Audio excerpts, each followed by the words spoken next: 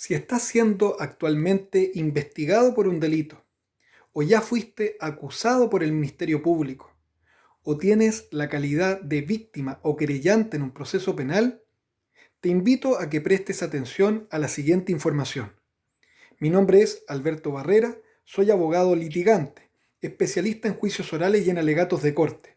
y en mi experiencia en temas penales te puedo transmitir que muchas veces la víctima no quiere ir a un largo proceso y esperar una sentencia y así lograr justicia, sino que muchas veces lo que busca la víctima es sencillamente la reparación del mal causado.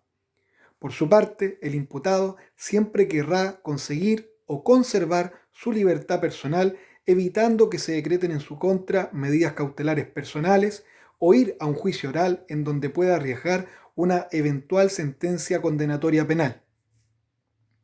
Para esto, el sistema ofrece las llamadas salidas alternativas, que son una respuesta diferente que permite separar aquellos delitos de leve o mediana gravedad de aquellos delitos más graves. Pero para poder entender bien en qué consisten las salidas alternativas, es importante primero conceptualizar la formalización de la investigación.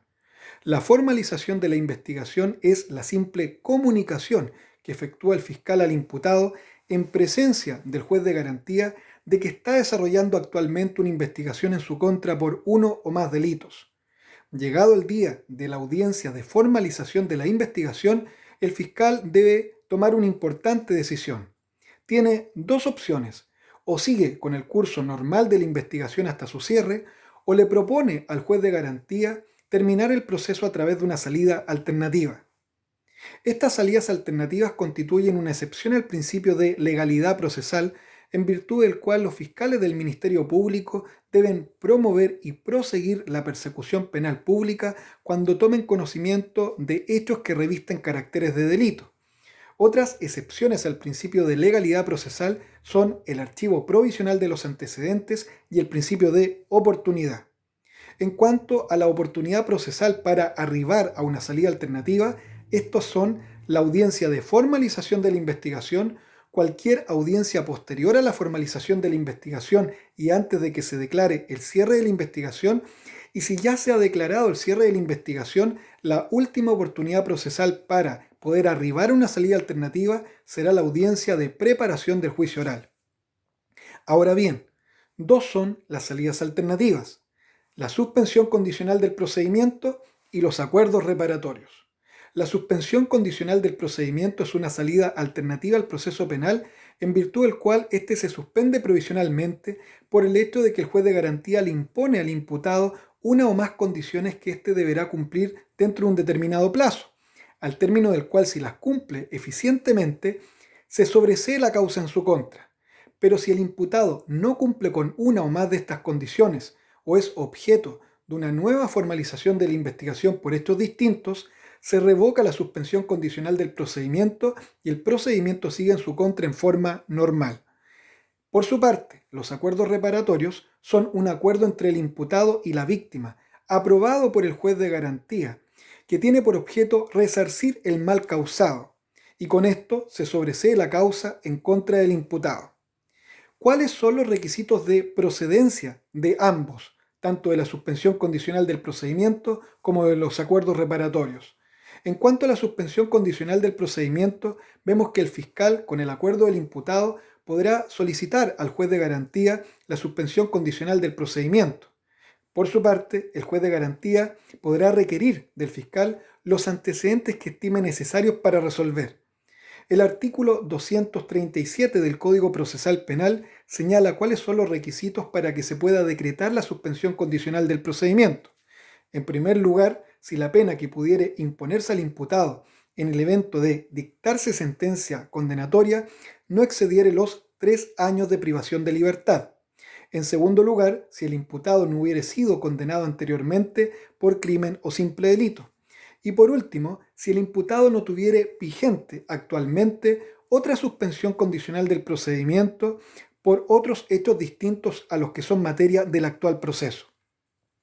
Es importante también tener presente que en esta audiencia en donde se discuta la procedencia de la suspensión condicional del procedimiento, deberá ser oído el defensor del imputado, y su presencia en esta audiencia es un requisito de validez de la misma. Por su parte, si el querellante o la víctima asistieren a esta audiencia en que se va a discutir la suspensión condicional del procedimiento, necesariamente deben ser oídos por el juez.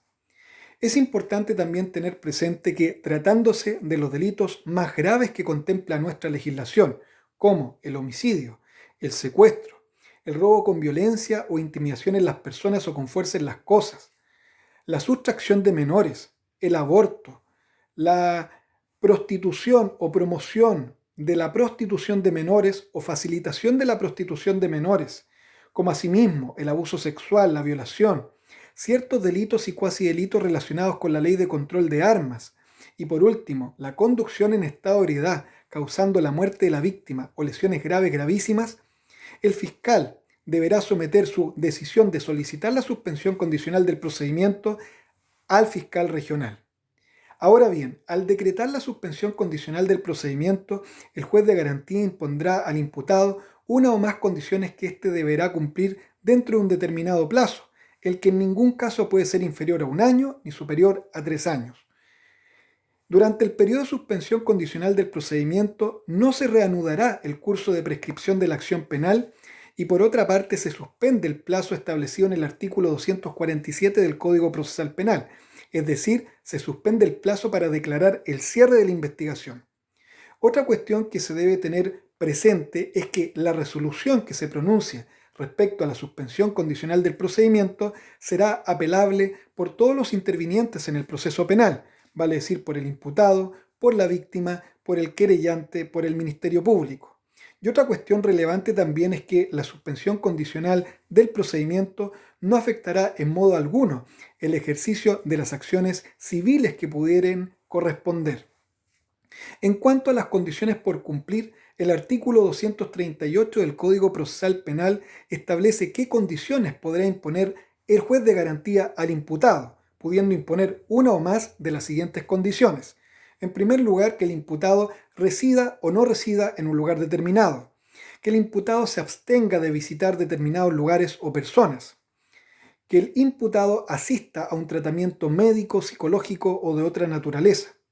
que el imputado ejerza o tenga un oficio, empleo, trabajo o alguna profesión o asista a algún programa educacional o de capacitación,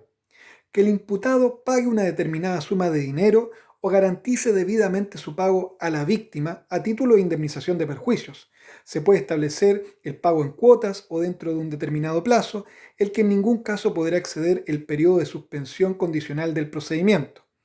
Otra medida que se puede imponer es que el imputado acuda periódicamente al Ministerio Público y acredite en su caso el cumplimiento de las demás condiciones impuestas. Por último, el imputado también deberá fijar un domicilio e informar al Ministerio Público de cualquier cambio del mismo. También vemos que se puede adoptar cualquier otra condición o medida que el fiscal, el juez de garantía o el imputado estimen conveniente de acuerdo al caso concreto de que se trate. Ahora bien, también se puede revocar la suspensión condicional del procedimiento, ya que si el imputado no cumple en forma grave y reiteradamente en forma injustificada una o más de las condiciones impuestas, el juez de garantía revocará la suspensión condicional del procedimiento y el proceso penal continuará en su contra en forma normal. Lo mismo sucederá si el imputado incurriere en nuevos hechos delictivos y fuere nuevamente formalizado de la investigación. En cuanto a los efectos de la suspensión condicional del procedimiento, debemos tener presente que la suspensión condicional del procedimiento no extingue las acciones civiles de la víctima o de terceros. Además, si la víctima recibiere pagos en virtud de lo establecido en la letra D del artículo 238 del Código Procesal Penal,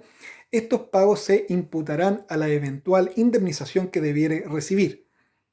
También debemos tener presente que transcurrido el plazo de suspensión condicional del procedimiento sin que el juez de garantía lo hubiese revocado,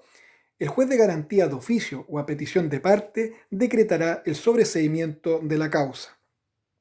En cuanto a los acuerdos reparatorios, como ya dijimos, es un acuerdo entre el imputado y la víctima aprobado por el juez de garantía en virtud del cual se extingue la responsabilidad penal del imputado por el resarcimiento del mal causado. Pero debemos analizar en qué casos procede un acuerdo reparatorio. Lo primero es que tiene que citarse a una audiencia. en donde tanto el imputado como la víctima deberán ser oídos.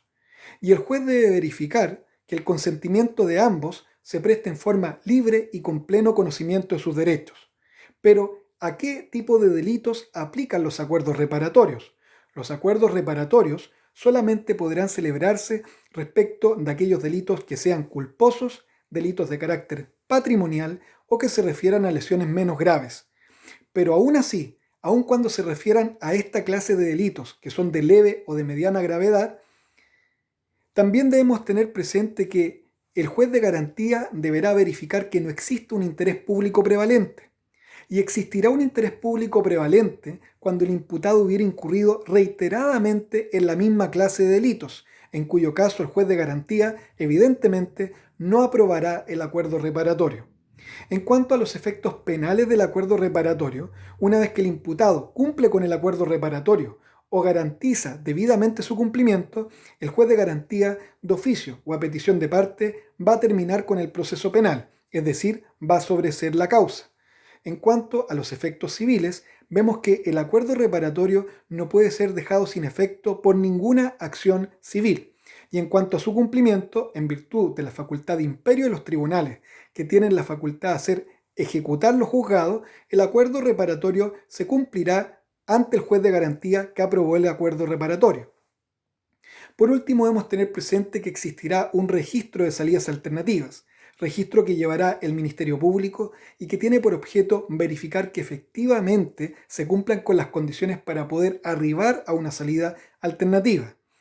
Este registro será reservado sin perjuicio del derecho de la víctima a requerir información respecto a la persona del imputado.